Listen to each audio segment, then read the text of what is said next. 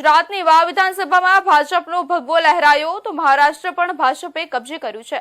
સમગ્ર મામલે ભાજપના મંત્રી ઋષિકેશભાઈ પટેલે પ્રતિક્રિયા આપી હતી। મહારાષ્ટ્ર ઝારખંડ વિધાનસભાનું પરિણામ જાહેર થયું છે। સાથે જ ગુજરાતની વાવ વિધાનસભાની પેટા ચૂંટણીનું પરિણામ પણ જાહેર થઈ ચૂક્યું છે અને મહારાષ્ટ્ર અને ગુજરાતના વાવમાં ભાજપનો ભગવો લહેરાયો છે।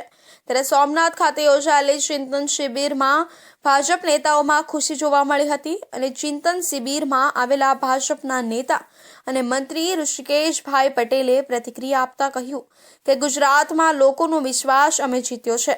ગુજરાતમાં તો ભાજપની સરકાર છે જ, પરંતુ હવે વાવના સ્વરૂપજી સિંહ વિધાનસભાના ધારાસભ્ય બની ચૂક્યા છે। તો મહારાષ્ટ્રમાં જે પ્રમાણેની ચર્ચાઓ થતી હતી, જેમાં ભાજપ જીતે તે ચર્ચાઓ સાંભળવા મળતી હતી, પરંતુ પરિણામ અકલ્પનીય આવ્યું છે અને મહારાષ્ટ્રના લોકોએ નરેન્દ્રભાઈની નીતિઓનો સ્વીકાર કર્યો છે અને એક હે તો સેફ હેનો નારો આપ્યો, જેનો અર્થ એ થાય છે કે જાતપાતમાં વહેંચાયા સિવાય એક હે તો સેફ હેનો નારો આપ્યો હતો।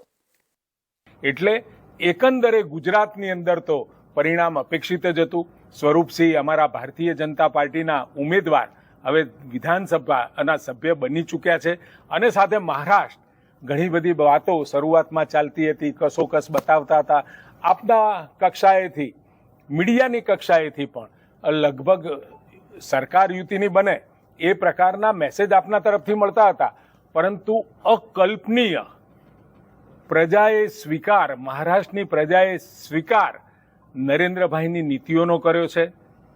એક હૈ તો સેફ હૈ નો નારો તમામ પ્રજા એક રહી જાતિવાદી સિવાય, જાત પાતમાં ક્યાંય વહેંચાયા સિવાય પોતાના વિકાસ માટે, પોતાના ઘરના વિકાસ માટે, પોતાના સમાજના વિકાસ માટે અને રાજ્યના વિકાસ માટે એકત્રિત થાય એ સંદેશો ઘર ઘર સુધી પહોંચ્યો છે।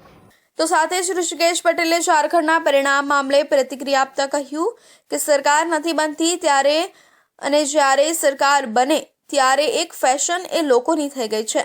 સરકાર ન બને તો ઈવીએમમાં ગરબડીના આરોપ લગાવવા અને સરકાર બને તો ચૂપ થઈ જવાનું અને કહેવાનું કે પ્રજાની જીત થઈ તેવું બોલે છે। અમે પણ માનીએ છીએ કે ઝારખંડમાં જે પરિણામ આવ્યું તેનો અમે સ્વીકાર કર્યો છે અને વિપક્ષમાં બેસીને સરકારને સાચી દિશામાં ચાલવાની વાતો કરશું।